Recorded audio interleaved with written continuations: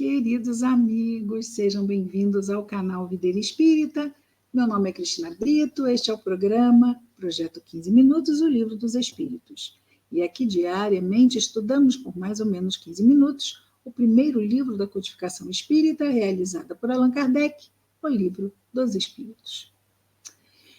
Nós estamos no livro segundo desta obra, que tem 11 capítulos. O livro segundo trata do mundo espiritual ou mundo dos espíritos. Estamos mesmo no último capítulo deste segundo livro, que trata dos 3 reinos.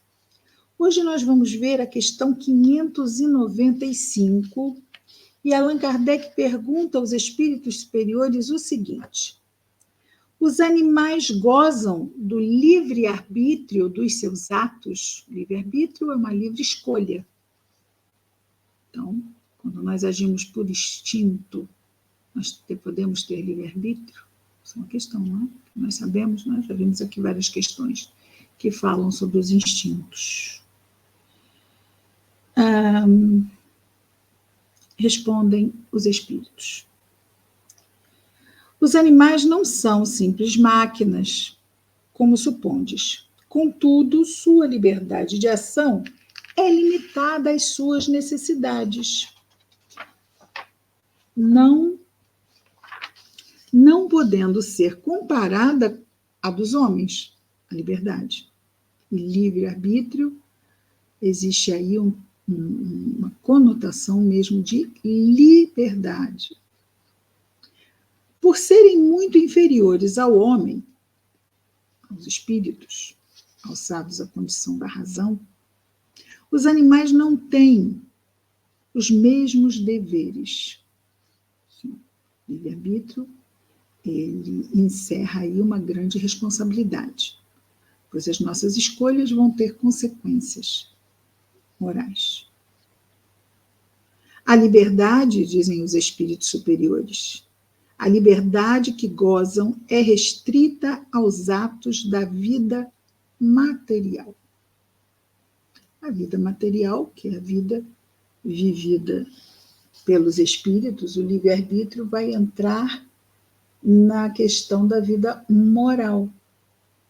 Aí a questão da responsabilidade, da consequência, lei de causa e efeito, né? Não são máquinas, eles têm liberdade, mas essa liberdade é limitada à inteligência que eles têm voltada para a sua vida material, que é regida até um determinado nível exclusivamente por instintos, nos animais inferiores, mas nós temos, além do instinto, não é? Mesmo quando os animais se tornam nossos amigos, nós temos a devoção, isso não está no instinto, não é? Mas essas escolhas são naturais da vida deles, no caso, não é? De se sentirem protegidos, e nós somos os tutores desses nossos irmãos, os animais. Infelizmente, não os tratamos como tais, não é? Ainda os aviltamos muito. Mas é ainda, vamos dizer assim, aceitável dentro do mundo inferior que habitamos. É isso. 596. De onde vem a aptidão, pergunta Kardec, de certos animais para imitar a linguagem do homem? Papagaio, né, por exemplo. E por que essa aptidão se revela mais entre as aves do que no macaco, por exemplo, cuja conformação apresenta mais analogia com a humana? Mas já foram feitas experiências na universidade, não ao tempo de Kardec, não é? Agora eu não me lembro se foi chimpanzé ou orangotango,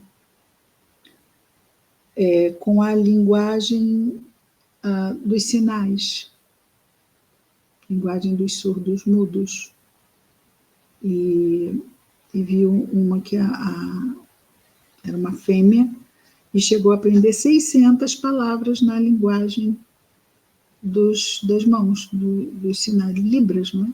Os libras. Então, isso no tempo de Kardec, tinha apenas essa questão, eles repetem, não é? Aprendem a repetir, às vezes, geralmente, algumas palavras. As aves. E os espíritos superiores respondem à questão 596 dessa forma. De uma conformação peculiar dos órgãos vocais, reforçada pelo instinto de imitação. No caso, as aves. Né? Essa outra questão de Libras e tal, isso é uma coisa que veio aí no século XX. Nada a ver aqui, no nosso século XIX. O macaco imita os gestos. Algumas aves imitam a voz. Então, instinto de imitação. 597. E aí nós temos também a inteligência rudimentar. E vai se associando, nós temos o adestramento, não é? Água. Vamos imaginar aqui o nosso, que eu não me lembro se é um chimpanzé ou um orangotango, mas aprender como é a água em Libras, ou como é comer, ou como é frio, calor, ou sono. Então, isso tem a ver com a vida material, não é? Então, isto é bem coerente com a inteligência animal, não é? O expressar mesmo o que sabemos já, que os animais têm condições de viver aqui na vida, nessa vida encarnada dos nossos irmãos animais, que tanto amamos e sofremos quando sofrem.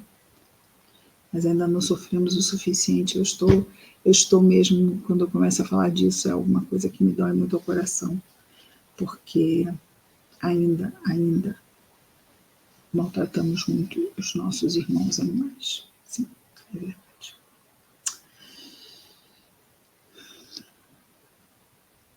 597. Visto que os animais têm uma inteligência que lhes faculta certa liberdade de ação, haverá neles algum princípio independente da matéria? Sim, é o que sobrevive ao corpo. São princípios inteligentes como nós, ligados a um princípio material. Então, eles também têm corpo espiritual, como nós temos.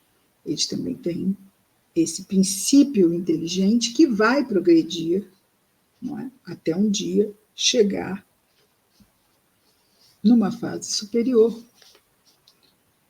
Como nós também viemos lá da evolução anímica e agora já estamos na evolução moral. Mas isto leva eternidades. Mesmo.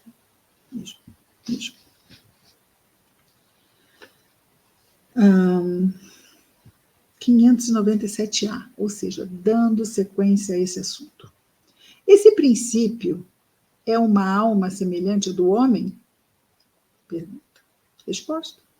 É também uma alma, se quiserdes, dependendo do sentido que se der a esta palavra, mas é inferior à do homem. Tem um livro até, que não me engano, o título é Os animais têm alma, a alma dos animais. Sim, os animais têm alma. Eles têm um princípio inteligente ligado ao princípio material. Quando encarnam, também tem o corpo físico, certo? Mas não tem um planejamento reencarnatório visando um progresso moral, não estão neste nível. Estão ainda no nível onde todo esse princípio inteligente do reino animal é gerenciado por espíritos de escola que são os responsáveis por eles.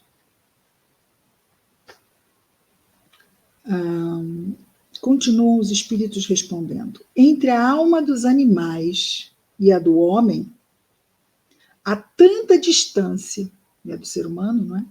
Há tanta distância quanto a que existe entre a alma do homem e Deus.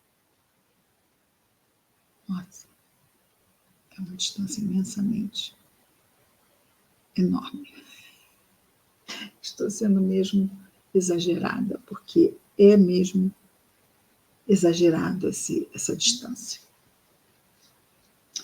Mas é isso, nós somos imortais. Nunca chegaremos a Deus, essa é a verdade, mas chegaremos à perfeição, que nos é possível, a perfeição relativa como espíritos puros, não é? Mas também ainda nos faltam eternidades para chegarmos a espíritos puros. 598 pergunta Allan Kardec: após a morte, a alma dos animais conserva sua individualidade e consciência de si mesma? Resposta: a sua individualidade, sim, mas não a consciência do seu eu. Não. A vida inteligente permanece em estado latente. Latente. Vai despertar lá quando criado, simples e ignorante. A outra fase acima desta. Muito tempo mesmo. Mas, estado latente, um dia lá acontece. Não é? Nada tem fim. Uma vez criado, o princípio inteligente, e na sua criação unido ao princípio material, esse caminho é um caminho sem volta.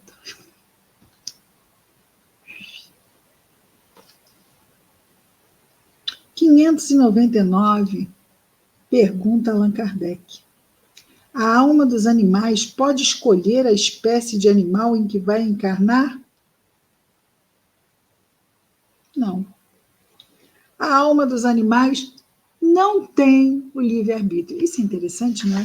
Porque aqui na questão 595, os animais gozam do livre-arbítrio de seus atos. Ele não foi assim tão categórico, não é? Os animais não são simples máquinas. Como supondes, contudo, sua liberdade de ação é limitada às suas necessidades, podendo ser comparada à do homem. Por serem muito inferiores ao homem, os animais não têm os mesmos deveres. A liberdade que gozam é restrita aos atos da vida material. Então, estão querendo nos fazer ver que livre-arbítrio é algo que demanda responsabilidade, e eles não têm responsabilidade sobre os seus atos. Os animais não têm. Não podemos culpar um animal por atacar alguém como se ele fosse mau e atacasse. Não, alguma coisa aconteceu ali. Então, ele não é responsável. Né? Um animal é julgado pela lei do homem por qualquer coisa que faça. Mas aqui temos, não é? 599. A alma dos animais pode escolher a espécie de animal em que vai encarnar? Não. A alma dos animais não tem o livre-arbítrio. 600.